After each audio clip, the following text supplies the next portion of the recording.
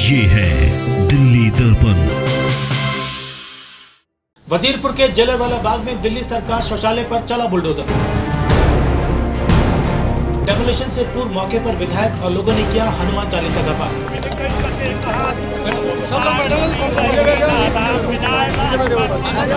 न हनुमान चालीसा काम आया और न ही नेताओं का विरोध। भारी पुलिस फोर्स के बीच डेमोलिशन शुरू। कड़ाके की ठंड में हजारों लोगों की चिंता, अब कहां जाएंगे शौच के लिए।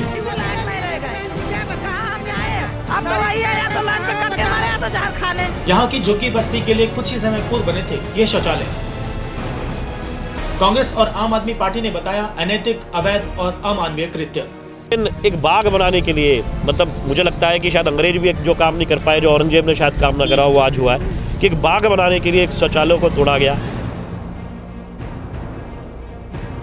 लेकिन अचानक ही 3 दिन पहले ये आदेश आ गया कि साहब ये शौचालय तोड़ा जाएगा।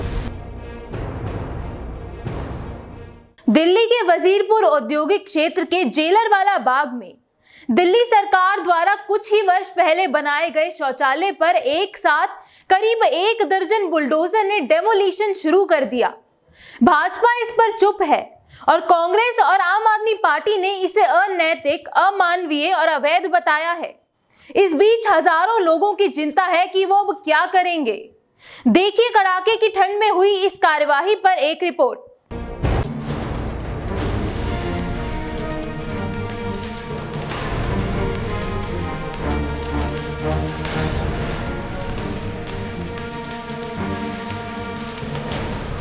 दिल्ली के वजीरपुर औद्योगिक क्षेत्र के जलियांवाला बाग की झुग्गी बस्ती के लिए करोड़ों की लागत से कुछ ही वर्ष पूर्व बने सरकारी शौचालयों पर आज सरकारी बुलडोजरों ने हमला कर दिया।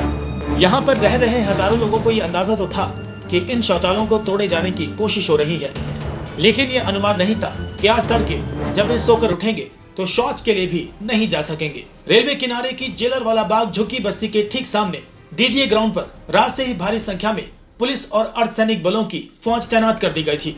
सुबह जब लोग शौच के लिए बाहर निकले तो उन्हें वहीं रोक दिया गया कि यहाँ सुविधा के लिए छोड़ दीजिए, बहू बेटियाँ कहाँ जाएगी यहाँ पर, बताइए आप लोग।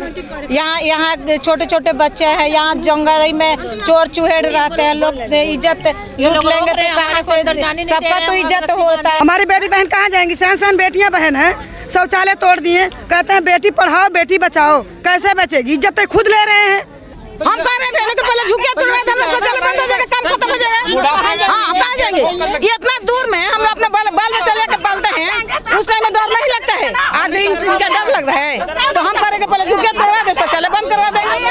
इस सरकारी शौचालय पर सरकारी डेमोलिशन को रुकवाने के लिए स्थानीय विधायक राजेश गुप्ता भी मौके पर पहुंचे और शौचालय के बाहर भारी संख्या में महिलाओं के साथ इस संकट के समय हनुमान चालीसा का पाठ भी किया, लेकिन फोर्स ने उन्हें बलपूर्वक वहां से हटा दिया। विधायक ने इसे सीधे प्रधानमंत्री मोदी का आह्वान का हवाला देते हुए कहा कि लोग खुले में शौच ना जाएं, इसीलिए ये टॉयलेट बनाए गए थे, लेकिन अब ये लोग कहां जाएंगे और ये महिलाओं के सम्मान के साथ खिलवाड़ है। स्वच्छता अभियान के तहत कोई भी खुले में ना जाए। अगर आप संसद की प्रतिलिपि उतारेंगे तो खुद माननीय प्रधानमंत्री जी बार बार कह रहे हैं कि खुले में ना जाए, लेकिन जब हम खुले में ना जाए की व्यवस्था दिल्ली सरकार ने करी, अरविंद केजरीवाल जी ने करी, मैंने करी, तो उन्हें आप तोड़ देते हो।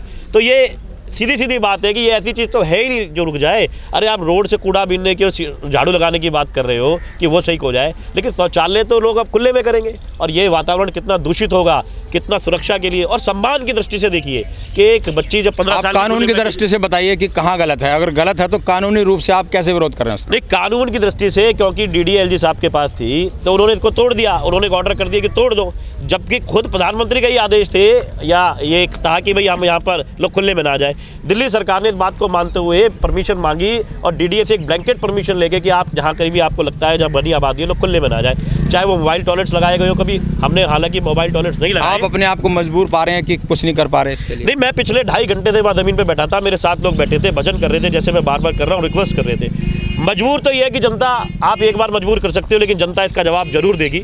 और दिल्ली सरकार क्या करने वाले हैं आप लोग? आप विधायक हैं, दिल्ली सरकार मैं यहाँ से सीधे मुख्यमंत्री जी के पास में जा रहा हूँ। अभी मुख्यमंत्री जी के पास में जाऊंगा, उनसे बात करूंगा कि इसमें कानूनी पहलू क्या ले सकते हैं, जनता के बीच में जाके क्या ये बात को रख सकते हैं। आज जो इतनी पुलिस लगाई, काश किसी बहन बेटी की कभी जब इज्जत लुट रही होती है, कोई फोन करती है सरकार को, तो 2 पुलिस वाले नहीं आते, और आज यहाँ पर सीआरपीएफ लगी हुई है, आरपीएफ लगी, सब लग गए लठ लेके। क्यों? ये क्या मजाक बन रखा है देश का? इस देश को सच्ची आज़ादी की ज़रूरत है कि जब लोग समझे कि इनके दर्द को समझे। आम आदमी पार्टी के विधायक राजेश गुप्ता ने खुद को मजबूर बताया, तो वहीं कांग्रेस के पूर्व विधायक ने भी इसे अवैध, अनैतिक और अमानवीय कृत्य बताया। उन्होंने कहा कि सरकार की मांग पर सरकार द्वारा यहाँ शौचालय बनाया गया। ऐसे में इस शौचालय को वैकल्पिक व्यवस्था किए बिना इस तरह से हटाया जाना गलत है। एलजी यहाँ पार्क बनाने के लिए जबरदस्ती डेमोलिशन कर रहे हैं। इस डेमोलिशन को कोर्ट में चुनौती देनी चाहिए। इतनी कड़ाके की ठंड के अंदर वहाँ के लोग परेशान, गरीब आदमी जो झुग्गी में रहता है, उनके खिलाफ अत्याचार जो हो रहा है, पुलिस फोर्स को ले जाके प्रशासन तोड़ने की कोशिश कर रहा है, उसका कौन जिम्मेदार है? उसकी जिम्मेदार दिल्ली का उपराज्यपाल है, उसकी जिम्मेदार दिल्ली की सरकार है। उन लोगों को मिलकर तुरंत कदम उठाकर इसको रोकना चाहिए, वरना लोग, गरीब आदमी जो 50-50 साल से यहाँ पर रह रहे हैं, उनकी दुर्दशा होगी। हम इसका सख्त विरोध करते हैं। अभी कुछ दिन पहले ही दिल्ली के उपराज्यपाल विनय सक्सेना ने इस बस्ती के सामने डीडीए ग्रीन बेल्ट का दौरा किया था। यहाँ एक नर्सरी बनाए जाने की योजना पर काम चल रहा है। इस डेमोलिशन को इसी से जोड़कर देखा जा रहा है। लेकिन सवाल तो यह है कि इस कड़कती ठंड में बिना किसी वैकल्पिक व्यवस्था के ऐसी कार्रवाई करना कहां तक जायज है। कैमरामैन ऋतिक के साथ राजेंद्र स्वामी, दिल्ली दर्पण टीवी। लेटेस्ट खबरों के लिए सब्सक्राइब करें हमारा YouTube चैनल या फिर लॉग ऑन करें www.delhidarpantv.com। खबरों की कवरेज और विज्ञापनों के लिए संपर्क करें इस नंबर पर।